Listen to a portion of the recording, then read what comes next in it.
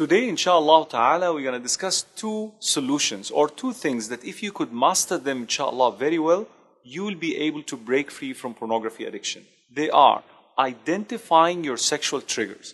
What are these things that attract you and bring you back to that cycle of addiction, going back again and again to these filthy websites? What are these triggers? What are these cues that reminds you of the action? This is number one. Number two is lowering your gaze to look at that which is lawful and pleasing to Allah subhanahu wa ta'ala. As of these sexual triggers, there are so many. We have actually sexual triggers and we have non-sexual triggers. Both of them leads to the same thing, pornography.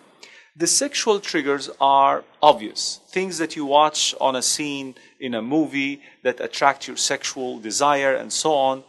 Songs here, MTV songs, YouTube, suggestive links and so on, all of which lead you to the same end result, watching pornography.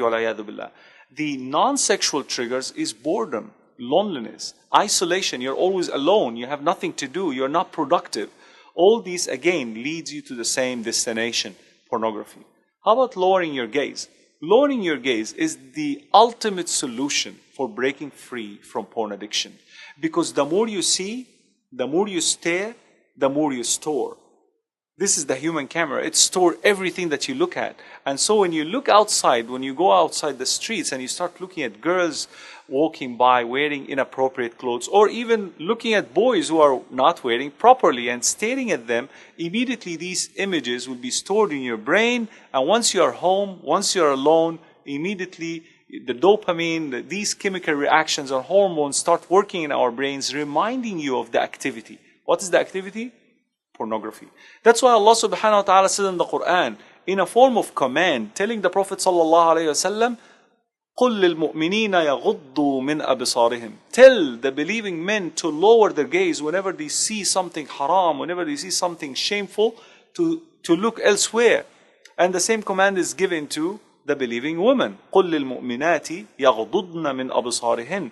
Tell to the believing woman to lower their gaze. What will happen if we lower our gaze? Allah subhanahu wa ta'ala mentioned in the Quran, what will happen? We will guard our chastity. We will guard our private part. And this is what we want.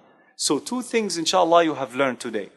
Identify your sexual triggers and non-sexual triggers and avoid them, and practice lowering the gaze. It is difficult, but it is always possible. My brothers and sisters in Islam, if you haven't watched already the previous episodes, kindly click below the links. You'll see all of them included in the description of this video. Like them, share them with the rest of the world so that you may gain the reward from Allah subhanahu wa ta'ala. And we'll see you tomorrow, inshallah, with another episode titled, Respect Your Spouse.